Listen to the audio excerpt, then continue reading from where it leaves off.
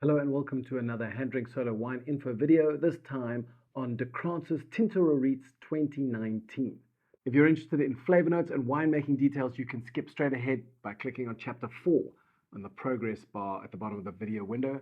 But for the rest of the time, I'm going to be talking about our focus on Tempranillo this month in the HanDrinksSolo Wine Club. And you might say, Han, how on earth is drinking a bottle of Tinta Roriz going to help us focus more on Tempranillo? And I guess I can only answer that question by quoting Ace Ventura as he painfully uttered, Einhorn is Finkel.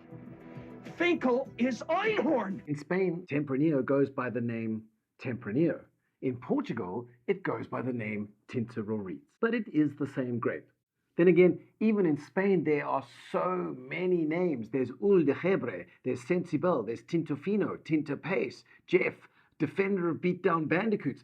So many names. You might say, okay, it has names, but where does it come from, Han? Well, there are two theories. One is that it is in fact indigenous to the Iberian Peninsula. The other theory is that it is not indigenous to the Iberian Peninsula and was in fact brought there by the Phoenicians. Now, if you are a wine lover at all, you have to add the Phoenicians to your Christmas list, Metaphorically speaking, that is. because these legends spread out from what is today kind of Lebanon, I guess, and they spread all the way along the Mediterranean, taking with them their epic winemaking expertise, as well as a whole bunch of Vitis vinifera cultivars. Of course, they eventually popped across from Africa onto the Iberian Peninsula, which, as legend has it, is how Spain and Portugal got to be such savvy winemakers. Now, obviously, the spread of grapes and winemaking knowledge took a while to get from the south all the way up to the north, near the Douro Valley, which is where the grape is called Tinta Roriz. And so, if you've ever played a game of broken telephone, I'm sure you can cultivate within you enough empathy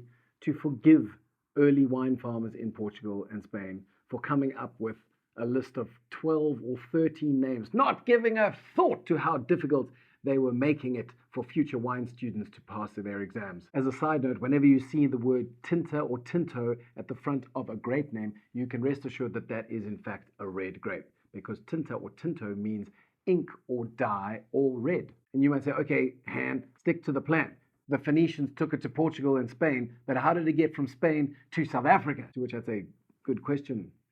Probably via Amsterdam using FedEx? Topic for another day. I'll get back to you. The topic for this day is the delightful Tinta Roriz from DeKrans. Now, if you've already opened this guy, you'll know he is supremely accessible with some delightfully concentrated tart cherry fruit, complicated by elements of fennel and some dried flowers in there. And if you want to drill down into what clone they've used the Tempranillo 4PC clone. It's been engineered in order to boost those fruit and berry components, which explains why there is such a strong fruit component at the core of this wine. And because quite cleverly this wine has only been matured in very old oak 4th, 5th and 6th fill, you don't get those toasty vanilla caramel compounds overpowering the fruit. And in fact, what you have is delightfully concentrated, fresh, pure fruit expression that lets you taste the cultivar itself. Okay, so that's all for now. Remember to keep those laces out, Dan. And if you have any questions about the Krans or Tempranillo or the Phoenicians, drop them in the section below, or even better,